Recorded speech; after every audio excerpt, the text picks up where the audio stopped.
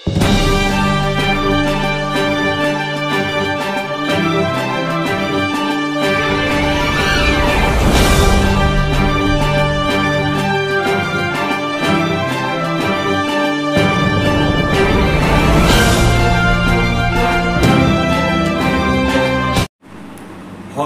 हा जरी भारताचा राष्ट्रीय खेळ असला तरी भारतामध्ये सर्वाधिक लोकप्रियता ही क्रिकेट या खेळाला मिळालेली आहे आणि क्रिकेट हा प्रत्येक चेंडूवर बदलत जाणारा म्हणजेच अनिश्चितता असणारा खेळ आहे।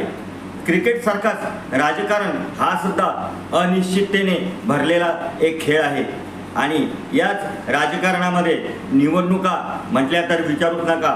प्रत्येक दिवसागणिक, प्रत्येक तासागणिक, प्रत्येक हालचाली गणित बदलू शकतं, समीकरण बदलू शकतं आणि हीच राजकारणाची आणि हीच निवडणुकीची खरं वैशिष्ट्य आहे आणि खरी सुंदरता आहे।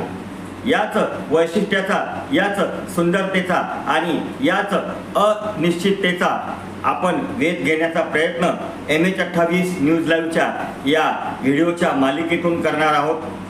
MH28 न्यूज लाईव्हच्या या बुलढाणा लोकसभा निवडणूक विशेष या सदरामधली जे व्हिडिओ आहेत त्यामध्ये 26 तारखेला जे एप्रिलच्या मतदान झालं त्या निवडणुकी संदर्भातल्या वेगवेगळ्या पैलूंवर प्रकाश टाकण्याचा प्रयत्न मी रेणुकादास मुळे MH28 न्यूज लाईव्हचा संपादक या नात्याने करत आलेलो आहे आणि यापुढेही करत राहणार आहे।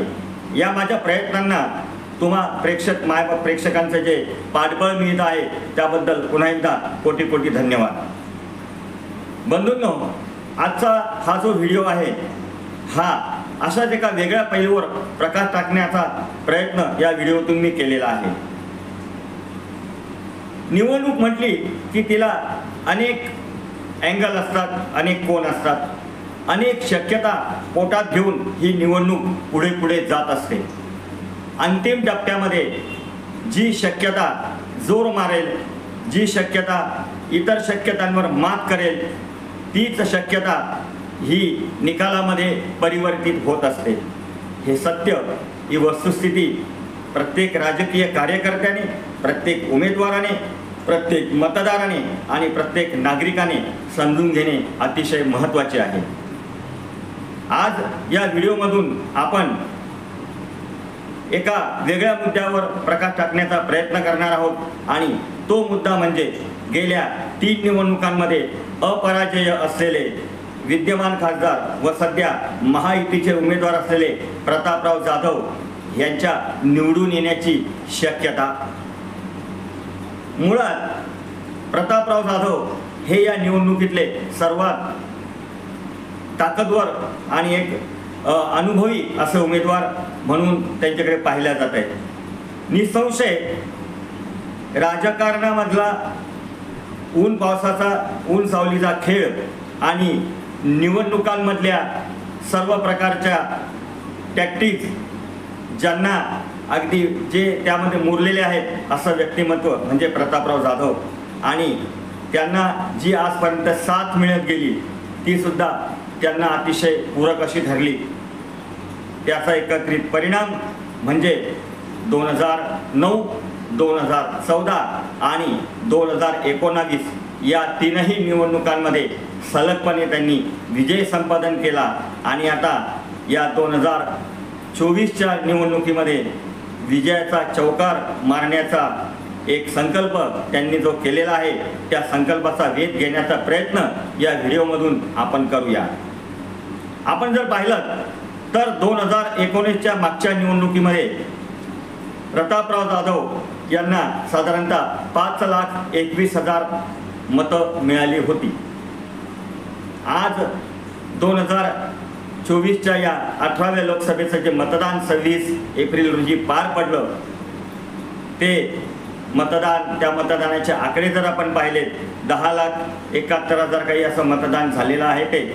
त्या मतदानाच्या आकड्यावर जर आपण नजर टाकली तर प्रतापराव जाधव यांच्या विजयाची कशा प्रकारे मांडणी होऊ शकते त्याचा सुद्धा आपण वेध घेऊया। सर्वप्रथम या ठिकाणी मला एक सांगायचं आहे, काल दुपारची गोष्ट आहे. मी माझे पत्रकार मित्र राजा खान यांच्या कार्यालयात बसलेलो असताना त्या ठिकाणी आमचे दुसरे पत्रकार मित्र कमलाकर खेडेकर आणि शेतकरी चळवळीतले कार्यकर्ते संतोष परिहार आमच्या चौघांची चर्चा चालू होती याच निवडणुकीच्या विषयावर. आणि त्या ठिकाणी आम्ही कागदावर एक गणित मांडलं, एक समीकरण मांडलं. माझ्या यापूर्वीच्या व्हिडिओमध्ये सुद्धा मी हे सांगितलेलं आहे, त्याची पुन्हा एकदा मी तुम्हाला आठवण करून देतो की कागदावर समीकरणामध्ये प्रतापराव जाधव हे इतर उमेदवारांच्या पेक्षा कितीतरी सरस आहेत. ही त्यांची कागदावरची सरशी निकालामध्ये जर परावर्तित झाली तर प्रतापराव जाधव यांचा विजय चौकार हा निश्चित आहे. आम्ही जे काल दुपारी समीकरण मांडलं ते या पद्धतीचं होतं की झालेल्या मतदानातून कशा प्रकारे मतं वजा होत जातील.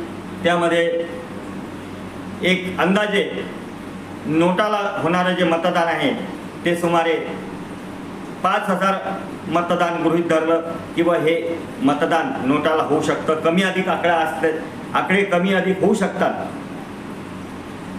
त्यानंतर जे इतर उमेदवार आहेत म्हणजे मुख्य लढतीमधील 4 उमेदवार आम्ही धरले,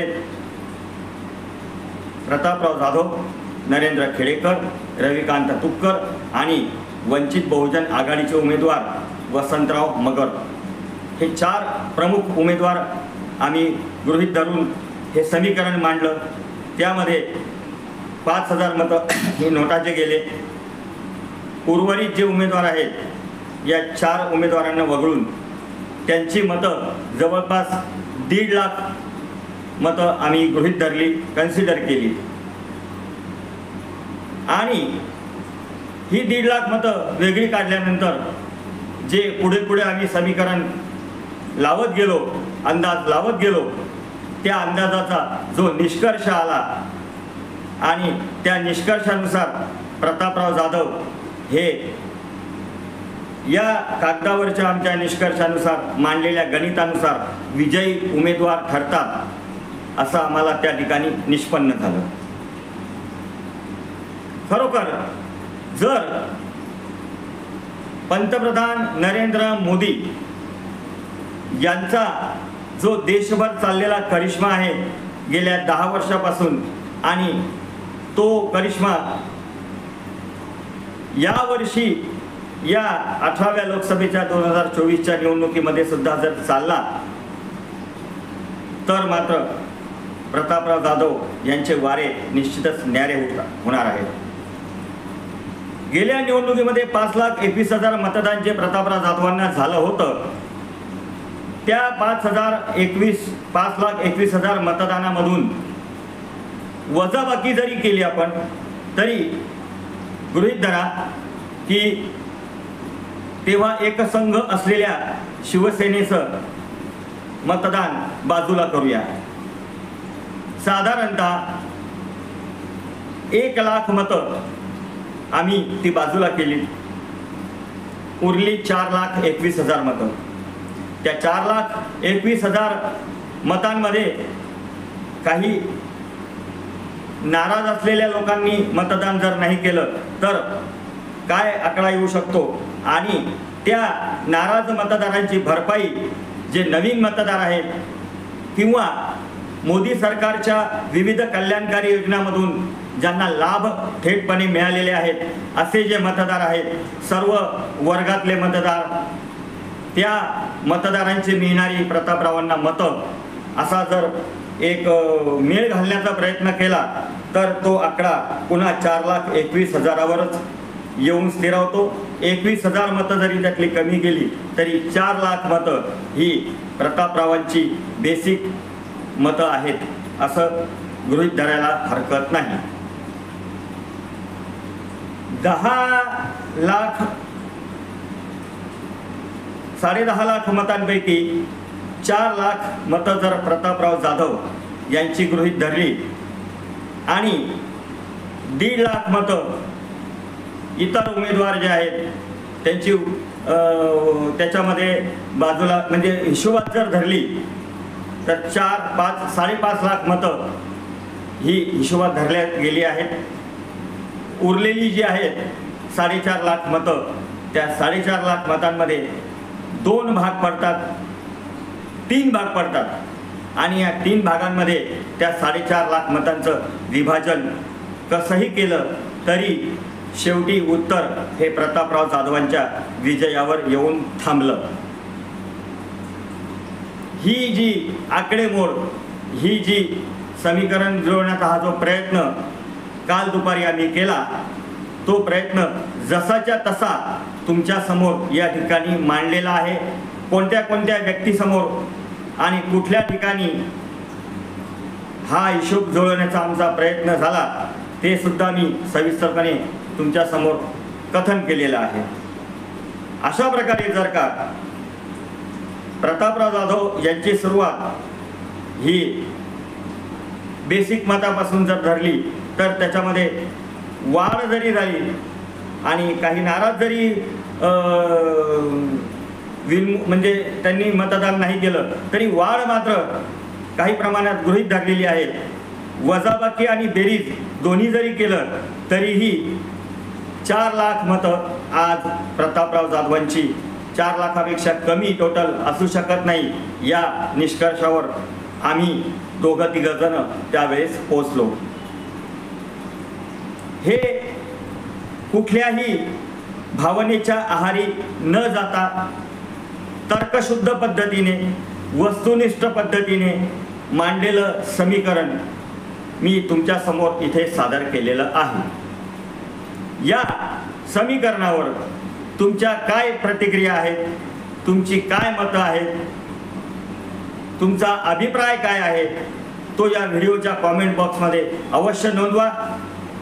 या ठिकाणी मी एक सांगू इच्छितो की आतापर्यंत या लोकसभा निवडणुकीच्या संदर्भात आपण 13-14 व्हिडिओ टाकलेत। प्रत्येक व्हिडिओमधून निष्पक्षपणे या निवडणुकीचं विश्लेषण करण्याचा एक प्रामाणिक प्रयत्न आपण केलेला आहे। यापुढेही सुद्धा तो प्रयत्न कसोशीने आपण करणार आहोत। नाहू किसी से दोस्ती, नाहू किसी से बैर या पत्रकारितेच्या बाण्याला जपण्याचा, जोपासण्याचा संकल्प MH28 न्यूज लाईव्हच्या माध्यमातून आपण प्रत्यक्षामध्ये आणत आहोत। आवश्यक नाही आहे, माझी कोणावर जबरदस्ती नाही आहे की मी मांडलेली मतं, मी मांडलेलं विश्लेषण प्रत्येकालाच पटलं पाहिजे, प्रत्येकच जण त्याच्याशी सहमत असला पाहिजे असं मी मुळीच गृहीत धरत नाही। कदाचित मी मांडलेलं मत कुणाला आवडेल, कुणाला आवडणार नाही, कुणाला पटेल, कुणाला पटणार नाही। मतमतांतर हीच तर खरी आपल्या समाजाची आणि हीच तर खरी आपल्या लोकशाहीची सुंदरता आहे आणि ती आपण जपायला नको का? प्रत्येकाला आपलं ओपिनियन मांडण्याचा, त्याला जे काय वाटतं ते सांगण्याचा अधिकार जो भारतीय संविधानानं दिलेला आहे, त्या संविधानानं दिलेल्या अधिकाराचा आदर करून, सन्मान करून आपण एकमेकांच्या मताबद्दल देखील तो आदर बाळगूया आणि निकोप आणि सुदृढ लोकशाहीसाठी आपलं एखादं मत जरी आपल्याला पटलं नसेल तरी त्यावर आपली प्रतिक्रिया ही विचाराच्या माध्यमातून व्यक्त करण्याचा याच्या पुढे आपण प्रयत्न प्रत्येक ठिकाणी करूया, एवढं मी तुम्हाला आवाहन करतो। हा व्हिडिओ आवडल्यास लाईक करा, आमचं MH28 न्यूज लाईव्ह हे चॅनल सबस्क्राईब करा, जास्तीत जास्त संख्येने शेअर करा आणि आम्हाला असंच प्रोत्साहन द्या। आपल्या काय प्रतिक्रिया असतील त्या कॉमेंट बॉक्समध्ये अवश्य मांडा।